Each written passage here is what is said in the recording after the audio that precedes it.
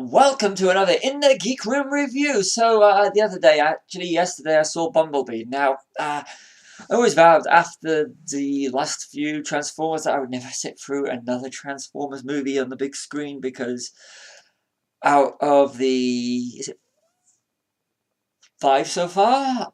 I think. Don't quote me on this one. I'm assuming it's been 5 if we don't include the original Transformers animated movie. They've all been really well. The first one was all enjoyable. Second, third, and the Mark Wahlberg ones were mediocre at best. And the last ones of the Shia LaBeouf ones were terrible, downright terrible. I'm sorry. The second one, you kill Optimus Prime just around about the halfway mark, and you bring him back before the end. They could have at least brought him back halfway through the third film, sort of like what they did with Jack Sparrow in Pirates of the Caribbean 3.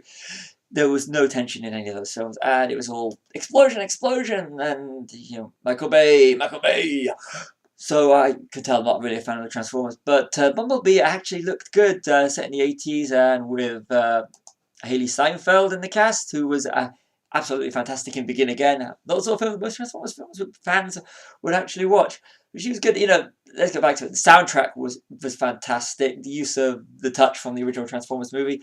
I'd like to have seen it more in the film, but it was good. And, growing up in the 80s, it was a soundtrack. And the Generation 1 Transformers, the Cybertron part at the start, it was good. And you actually, when Bumblebee and the rest of the Transformers transform, it wasn't just a mess of CG.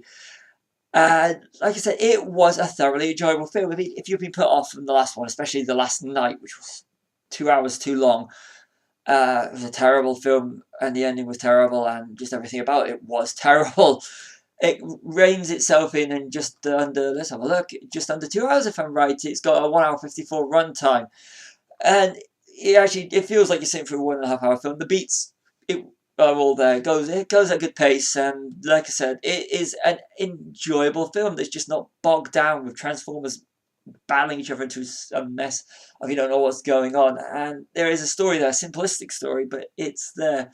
John Cena does what he does best, being John Cena. So if you're just John Cena, okay, after my time, but anybody knows that one. See me and everything. It's he's good, but like I said, it's a fun film. If you've been part of the others, go see it. If you like. If you like the original 86, I think it was, Transformers movie, it's nothing like that. I mean, that one is the classic, and that's set the bar so high. With CG the way it is today, I'm surprised they haven't even managed to try and remake that one. It would have been perfect. But if they do that, do the whole thing with Optimus Prime the way it worked in the film. If you haven't seen it, Optimus Prime is brilliant in the film.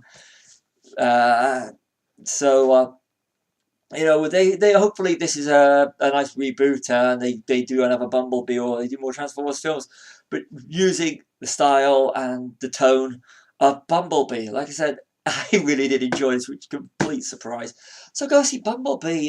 There's worse films you could go and see, and it's just a nice bit of nonsense at this time of year. So that's been another In the Geek Room review. See you on another In the Geek Room and another review.